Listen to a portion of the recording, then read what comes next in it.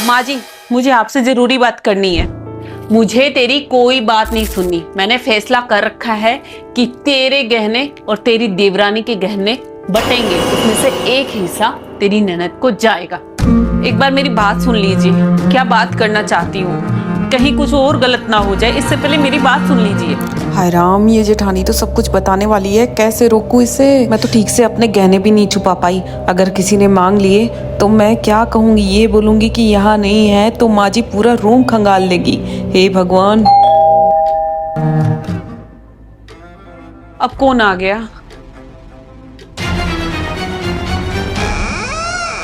आ गई बेटा तू?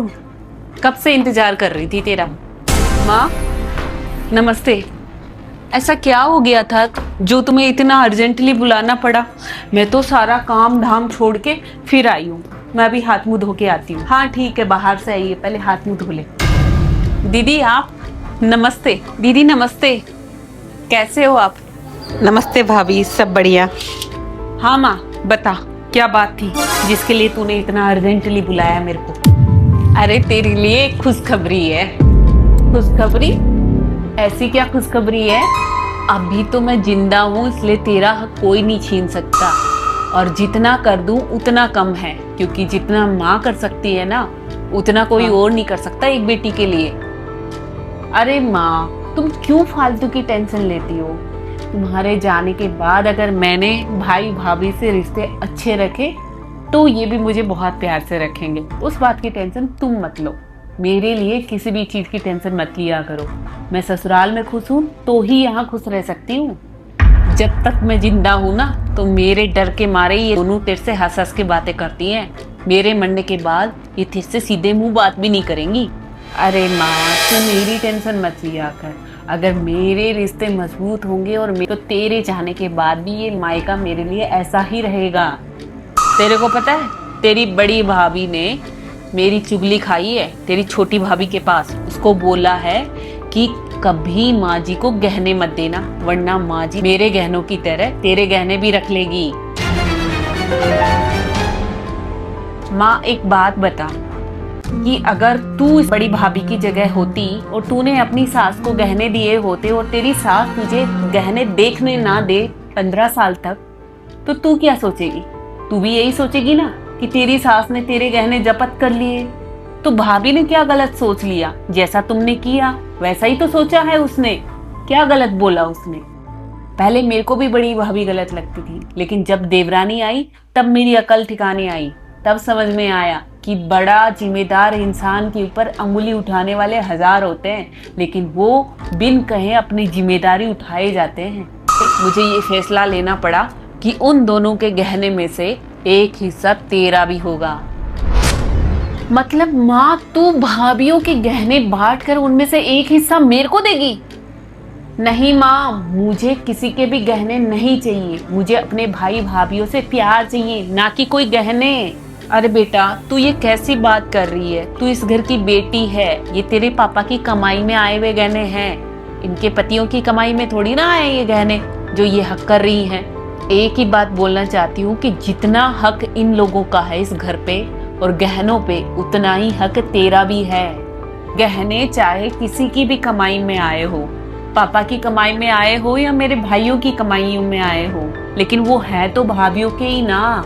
तो मुझे उनके गहने नहीं चाहिए, मुझे उनसे प्यार चाहिए। तेरे जाने के बाद भी मेरा मायका रहे। कहीं ऐसा ना हो जाए तेरे इस गहने बंटवारे के चक्कर में जैसे ही तू जाए और ये घर मेरे लिए पराया हो जाए।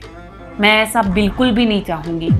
सच कहूँ तो बेटा, मैंने कभी ये सब सोचा ही नहीं कि मेरी वजह से तेरी भाभियाँ तेरे से नफरत करने लग जाएंगी और तेरा मायका छूट जाएगा। बात तो तू सही कह रही है कि अगर मैंने आज इनके गहने बांट दिए तो इनको यही लगेगा कि ननद तो हमारा हक मारती है। हाँ माँ जी, अगर आपने हमसे गहने नहीं मांगे होते तो शायद मैं भी इतनी बड़ी गलती ना करती। मैंने भी अपने गहने छुपाने की कोशिश करी, क्योंकि जैसा बड़ी भाभी को डर लग रहा था वैसा मेरे को भी डर लगा और मैंने अपने गहने छुपाने की कोशिश करी। क्या तूने गहने छुपाने की कोशिश करी? देखा माँ, अब तेरी इस गलती की वजह से छोटी भाभी भी डर गई है। जो तूने बर्ताव किया है ना बड़ी भाभी के साथ, उसकी वजह से छोटी भाभी को भी डर लग रहा है कि कहीं तू उसके भी गहने ना जब्त कर ले। अब तू सोच, तूने अपनी बहू के मन में डर पैदा कर दिया है कि तू उसके गहने ले लेगी। अब तू सोच, ये गहने ज्यादा जरूरी हैं या फिर तेरे लिए ये बहुएं? बेटा, ये उम्मीद मैं बड़ी बहू से कर सकती थी, लेकिन छोटी बहू से तो मुझे ये उम्मीद नहीं थी कि वो ऐसा करेगी। दीदी, मैंने कभी नहीं चाहा कि अपने घर में फूट गिरे, लेकिन बस मैं सिर्फ सावधान करना चाहती थी देवरानी जी को कि वो गहने ना दे, क्योंकि एक बार गहने लंबे टाइम तक किसी के पास रहते हैं तो उनके मन में लालच पैदा हो जाता है, जैसे कि आज माँ जी के मन में हो गया। वो आपको गहने देना चाहती है लेकिन मेरे को नहीं। हाँ भाभी, आप सच कह रहे हो, क्योंकि अगर माँ ऐसा कर रही है तभी तो छोटी भाभी को मजबूर होना पड़ा गहने छुपाने के लिए, वरना छोटी भाभी क्यों छुपाती? अब तक भी तो भाभी ने अच्छे से संभाल के रखे हुए थे, लेकिन माँ ने भी छोटी भाभी के साथ मिलके आपकी चुगलियां करी है। इसीलिए छोटी भाभी को मौका मिल गया आपके खिलाफ जाके भड़काने का। वो आपने सही तरीके से समझाया था लेकिन छोटी भाभी ने उसको गलत वे में ले लिया, बिल्कुल वैसे ही जैसे मेरी देवरानी ले जाती है। हाँ दीदी, चुगलियां करना इतना बड़ा नुकसान करा सकती है, ये तो मैंने सोचा भी नहीं था। चुगली करने से इतना बड़ा तनाव और घर में टेंशन आ जाएगा और यहाँ तक कि गहने बटने तक की बात आ जाएगी। मुझे माफ कर दीजिए दीदी। भाभी, माफी मेरे से नहीं, बड़ी भाभी से मांगिए, क्योंकि इन्होंने अपने दिल की बात आपसे बताई और आपने जाके माँ को बताई। भाभी, आप भी मुझे माफ कर दीजिए। देवरानी जी, अपनी गलती मान लेना ही आधा गुनाह माफ हो जाता है।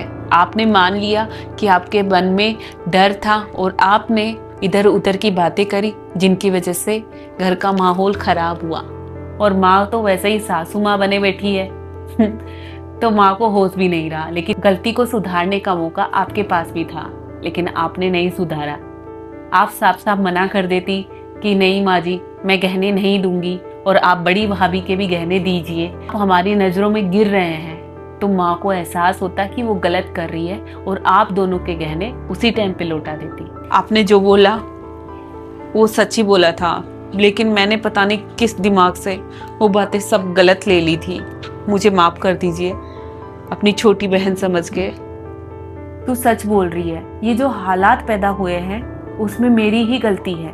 काश मैंने बड़ी बहू के ऊपर भी ये जिम्मेदारी डाली होती कि वो अपने गहने खुद संभालती, तो आज ये नौबत नहीं आती कि उसके मन में मेरे प्रति इतना जहर भर गया होता।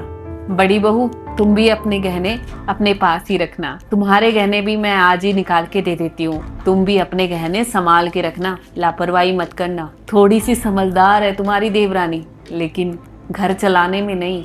घर चलाने में तो तुम ही समझदार हो, लेकिन हाँ, गहने संभाल के रखना।